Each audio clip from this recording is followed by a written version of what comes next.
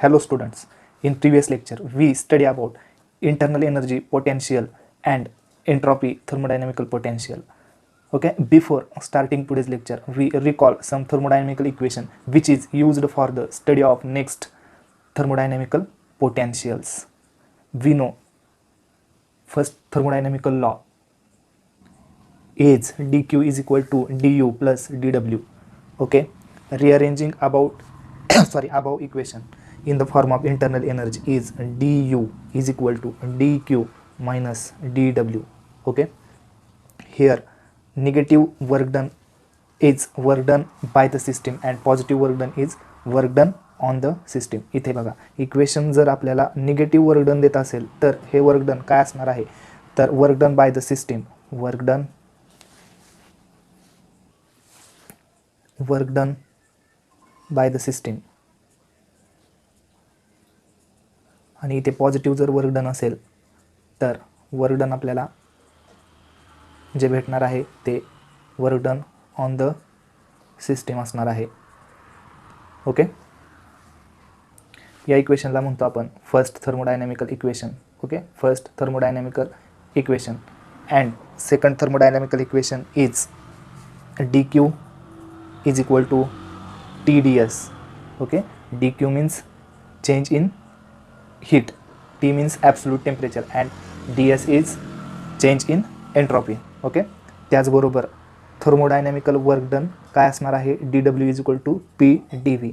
हे आपण पहिल्या लेक्चरमध्ये पाहिलं होतं. त्याचबरोबर या दोन इक्वेशनचा उपयोग करून आपण हे equation first thermodynamical law in the form of internal energy काय लिहू शकतो du is equal to TdS minus p dv.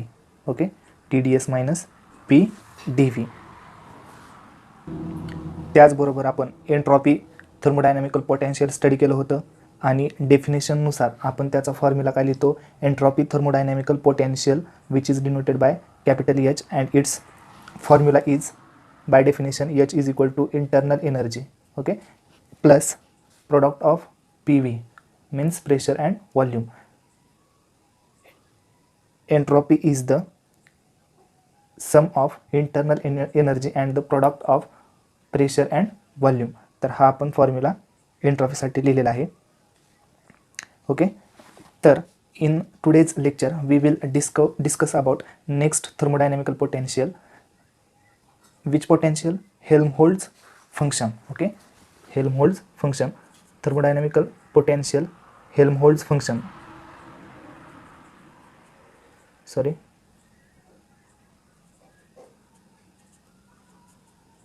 Helmholtz function which is denoted by capital F. It is also called as Helmholtz free energy. Helmholtz function ला आपण काय म्हणणार आहे Helmholtz free energy म्हणणार आहे. Okay, it is defined by the equation आणि ते equation काय आहे तर बघा Helmholtz function F is the difference between internal energy. Difference म्हणजे काय वजाबाकी. कोणामधली वजाबाकी इंटरनल एनर्जी आणि absolute temperature, product of absolute temperature and entropy. तर हेल्महोल्ट्ज फंक्शन F कशामधला डिफरन्स आहे कशामधली वजाबाकी आहे internal energy and product of म्हणजेच काय गुणाकार. कोणामधला गुणाकार तर टेम्परेचर आणि एंट्रॉपी यांच्यामधला गुणाकार. ओके, तर आपण डेफिनेशन अशा प्रकारे करतो. हा एक फॉर्म्युला आपण त्याच्यासाठी लिहिलेला आहे, लक्षात ठेवा. वरील इक्वेशन आपण डिफरन्शिएट करणार आहे. डिफरन्शिएट म्हणजेच काय डेरिव्हेटिव्ह घेणार आहे आपण त्याचा. Differentiating about equation we get. आपण जर डिफरन्शिएट केलं वरील इक्वेशन तर आपल्याला काय भेटणार आहे आपण एफचा एफला डिफरन्शिएट केलं तर df होणार आहे. त्याचबरोबर इंटरनल एनर्जीचा डेरिव्हेटिव्ह घेतल्यानंतर du, त्याचबरोबर UV रूल यूज करून या दोन्हींचा डिफरन्शिएट केल्यानंतर पहिली टर्म आपण कॉन्स्टंट ठेवूयात, एसचा डेरिव्हेटिव्ह घेऊयात ds होईल. त्याचबरोबर सेकंड टर्म कॉन्स्टंट ठेवूयात आणि पहिल्या टर्मचा डेरिव्हेटिव्ह घेऊयात. तर आपल्याला इक्वेशन अशा प्रकारे भेटणार आहे. आपण या इक्वेशनला डिफरन्शिएट केल्यानंतर आपल्याला हे इक्वेशन भेटणार आहे. इंटरनल एनर्जी पोटेन्शियल पोटेन्शियलमध्ये आपण इंटरनल एनर्जीसाठी फॉर्म्युला काढलेला तर ती व्हॅल्यू आपण या इक्वेशनमध्ये या टर्मच्या ऐवजी पुट करणार आहे. ओके, इथे ती टर्म दिलेली आहे. तर इक्वेशन काय होईल बघा df is equal to T D S minus P D V minus T D S minus S D T. Okay, याच्यातून प्लस टी डी एस आणि मायनस टी डी एस एकमेकांना कॅन्सल करूयात. इक्वेशन काय राहणार आहे तर D F is equal to minus P D V minus S D T. Okay, next पॉईंटमध्ये आपण काय सांगणार आहे तर Helmholtz function. Okay, Helmholtz function is function of independent variables. तर आपण मग असे हे इक्वेशन डिराईव्ह केलं तर या इक्वेशनमधून ज्या डेरिव्हेटिव्हच्या टर्म आहेत तर त्या टर्मचं जे फंक्शन असणार आहे ते इंडिपेंडंट व्हेरिएबल असणार आहे. तर इथे व्हॉल्यूम आणि टेम्परेचर इंडिपेंडंट व्हेरिएबल्स असणार आहेत. इंडिपेंडंट व्हेरिएबल्स किंवा फंक्शन ऑफ इंडिपेंडंट व्हेरिएबल्स असणार आहे टेम्परेचर आणि व्हॉल्यूम. ओके, इथे आपण रिव्हर्सिबल आयसोथर्मल प्रोसेस कन्सिडर करणार आहे. Reversible isothermal process. तुम्हा सर्वांना माहिती आहे आयसोथर्मल प्रोसेसमध्ये काय कॉन्स्टंट असणार आहे, चेंज इन टेम्परेचर कॉन्स्टंट असणार आहे. ओके, इथे या प्रोसेसमध्ये चेंज इन टेम्परेचर कॉन्स्टंट असल्या कारणाने हे इक्वेशन, ओके, हे इक्वेशन आपल्याला अशा प्रकारे भेटणार आहे. D F is equal to minus P D V. Okay, आणि या टर्मच्या ऐवजी काय होणार आहे झिरो, सॉरी ही टर्म झिरो येणार आहे कारण डी टी झिरो असल्या कारणाने ही टर्म झिरो येणार आहे, मायनस झिरो. म्हणून इक्वेशन काय होणार आहे D F is equal to minus P D V. Okay, आणि तुम्हाला सर्वांना माहिती आहे पी डी व्ही काय असणार आहे. इथे बघा मायनस पी डी व्ही म्हणजेच काय असणार आहे minus D W. D F is equal to minus D W. Okay, या इक्वेशनवरून आपण हेल्महोल्ट्ज फंक्शनची डेफिनेशन काय करतो बघा. या इक्वेशनवरून आपण हेल्महोल्ट्ज फंक्शनची डेफिनेशन काय करतो. Helmholtz function is measure the work obtained from a closed thermodynamical system at constant temperature. म्हणजे एखाद्या थर्मोडायनॅमिकल सिस्टीमचं, म्हणजेच कोणती सिस्टीम, क्लोज्ड थर्मोडायनॅमिकल सिस्टीमचं प्रेशर जर टेम्परेचर जर कॉन्स्टंट असेल तर तिथे आपल्याला वर्क डन, किती वर्क डन प्राप्त होणार आहे याचं मेजरमेंट म्हणजेच काय असणार आहे हेल्महोल्ट्ज फंक्शन. ओके, एखादी थर्मोडायनॅमिकल सिस्टीम आपण कन्सिडर केली आणि त्याचं टेम्परेचर जर कॉन्स्टंट असेल, ओके, टेम्परेचर जर कॉन्स्टंट असेल तर त्यावेळेस आपल्याला तिथे वर्क ऑब्टेन होणार आहे. वर्क डन ऑब्टेन म्हणजे काय प्राप्त होणार आहे आणि त्याचं मेजरमेंट म्हणजेच काय असणार आहे हेल्महोल्ट्ज फंक्शन असणार आहे. ओके, आणि त्याच्यासाठी बघा आपल्याला एक इक्वेशन भेटलेलं आहे ते आपण अशा प्रकारे इथे लिहून घेतलेलं आहे. त्याचबरोबर डेफिनेशननुसार हेल्महोल्ट्ज फंक्शन काय आहे तर H is equal to F is equal to U minus T S. डेफिनेशननुसार आपण फॉर्म्युला काय लिहितो हेल्महोल्ट्ज फंक्शनचा F is equal to U minus T S. या फॉर्म्युल्यावरून इंटरनल एनर्जीचा फॉर्म्युला काय होणार आहे U is equal to F plus T S. Okay, यावरून इंटरनल एनर्जी डेफिनेशन काय करतो. Internal energy of the system consist of two parts. One is free energy or Helmholtz free energy which is available energy in isothermal process or isothermal change. Internal energy दोन पार्टने consist झालेले आहे. त्याच्यामधून एक part कोणता आहे तर free energy, आणि ही energy कुठून अवेलेबल होणार आहे तर आयसोथर्मल प्रोसेसमधून अवेलेबल होणार आहे. त्याचबरोबर सेकंड पार्ट काय आहे तर लॅटंट हीट. सेकंड पार्ट काय आहे लॅटंट हीट. तर या टर्मला काय म्हणतो आपण लॅटंट हीट म्हणतो. आणि लॅटंट हीट काय असते तर latent heat is the energy. Okay, तर बघा इंटरनल एनर्जी टू पार्टने कन्सिस्ट झालेली आहे. One is energy free energy और हेल्महोल्ट्ज फ्री एनर्जी. मी असं लिहितो Helmholtz free energy available from isothermal process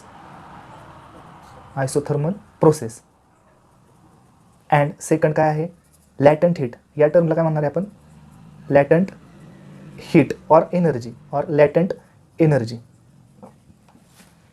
latent heat और लॅटंट एनर्जी आपण कशी डिफाइन करतो तर लॅटंट हीट आपण कशी डिफाइन करतो एनर्जी रिलीज और absorbed by the thermodynamical system during constant temperature और प्रोसेस. ओके, टेम्परेचर प्रोसेस म्हणजेच काय एखादी थर्मोडायनॅमिकल सिस्टीम आपण कन्सिडर केली. ओके, एखादी थर्मोडायनॅमिकल सिस्टीम कन्सिडर केली. ओके, त्याचं टेम्परेचर काय केलं कॉन्स्टंट ठेवलं तर त्याच्यामधून बघा किती अमाऊंट ऑफ एनर्जी और हीट रिलीज और ॲब्सॉर्ब्ड बाय द सिस्टीम. या सिस्टीमद्वारे किती एनर्जी ॲब्सॉर्ब केली जाणार किंवा किती एनर्जी दिली जाणार ॲट कॉन्स्टंट टेम्परेचर, त्याला आपण लॅटंट हीट म्हणणार आहे. ओके, तर त्याचा यूज आपण इंटरनल एनर्जीसाठी केलेला आहे. बघा, internal energy consist of 2 parts. One is Helmholtz free energy available from isothermal process. Isothermal process म्हणजे काय, तिथे टेम्परेचरचा चेंज कसा असतो, 0 असतो. त्याचबरोबर सेकंड पार्ट जो आहे, सेकंड पार्ट त्याला आपण काय म्हटलेलं आहे, लॅटंट हीट. आणि ती कशी डिफाईन करतो, energy release or absorbed by the thermodynamical system during constant temperature. म्हणजे इथे प्रोसेस कोणती असणार आहे, आयसोथर्मल प्रोसेस असणार आहे. आयसोथर्मल प्रोसेसमध्ये ज्यावेळेस ती सिस्टीम हीट रिलीज करते किंवा ॲब्सॉर्ब करते आणि किती अमाऊंट ऑफ हीट ॲब्सॉर्ब किंवा रिलीज झालेली आहे, त्या हीटला लॅटंट हीट किंवा त्या एनर्जीला लॅटंट एनर्जी म्हणणार आहे. आपण हे इक्वेशन वर्डच्या फॉर्ममध्ये सुद्धा लिहू शकतो, शब्दामध्ये सुद्धा लिहू शकतो. Internal energy, okay, internal energy is consist of 2 parts. One is Helmholtz free energy and another is latent energy. Okay, तर इक्वेशन आपण वर्डमध्ये सुद्धा लिहू शकतो. अशा पद्धतीने आपण आता नेक्स्ट थर्मोडायनॅमिकल पोटेन्शियल स्टडी करणार आहे आणि ते कोणतं आहे, गिब्स फंक्शन आहे. Okay, next thermodynamical function, thermodynamical potential is Gibbs function which is denoted by capital G. Okay, which is denoted by capital G. It is also called as Gibbs free energy. It is also called as Gibbs free energy. By definition, we can write the equation G is equal to H minus Ts. तर definition नुसार आपण Gibbs function किंवा Gibbs free एनर्जीसाठी हा formula लिहितो, G is equal to H minus Ts.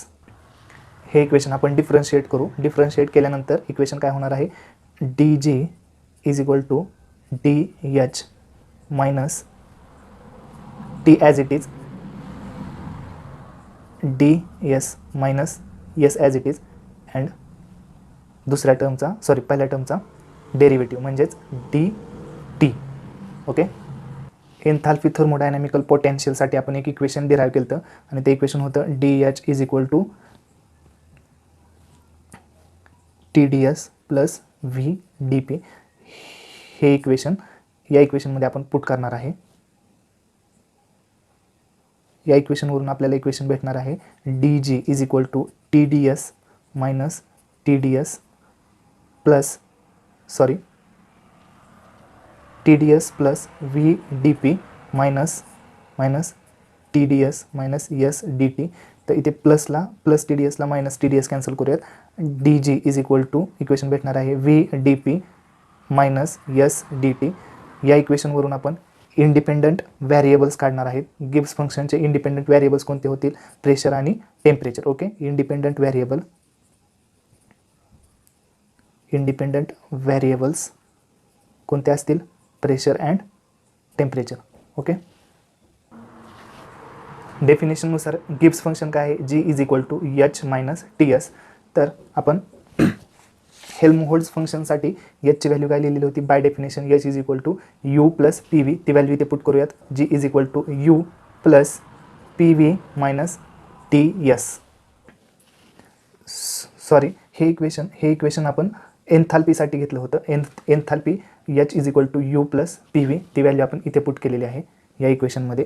त्याचबरोबर आपण Helmholtz फंक्शनसाठी हे इक्वेशन लिहितो. ओके, काय, U मायनस TS. तर इथे U मायनस TS असल्या कारणाने आपण हे इक्वेशन अशा स्वरूपात लिहितो, G is equal to F plus PV. कारण या दोन्हींच्या ऐवजी काय लिहिणार आहे, F लिहिणार आहे. ओके, तर आपल्याला गिब्स फंक्शनसाठी हा फॉर्म्युला भेटतो. त्याचबरोबर या इक्वेशनवरून आपण हे इक्वेशन रिअरेंज करून असं सुद्धा लिहू शकतो, H इज इक्वल टू आहे या ठिकाणी ठेवायचा आणि G आणि हे काय आहे, मायनस आहे, ते इज इक्वल टू चेक द्याल्यानंतर प्लस होईल, प्लस TS. ओके, तर H आपण एन्थाल्पीसाठी यूज केलेला आहे. तर एन्थाल्पी कशी लिहू शकतो आपण, in the word enthalpy is equal to Gibbs free energy किंवा Gibbs function free energy plus latent heat. याला काय म्हणणार आहे लॅटंट हीट. ओके, तर अशा प्रकारे आपण 4 थर्मोडायनॅमिकल पोटेन्शियल स्टडी केलेले आहेत. Internal energy, second enthalpy, third Helmholtz function and last Gibbs function. Next लेक्चरमध्ये आपण मॅक्सवेल थर्मोडायनॅमिकल रिलेशन स्टडी करणार आहेत. ओके.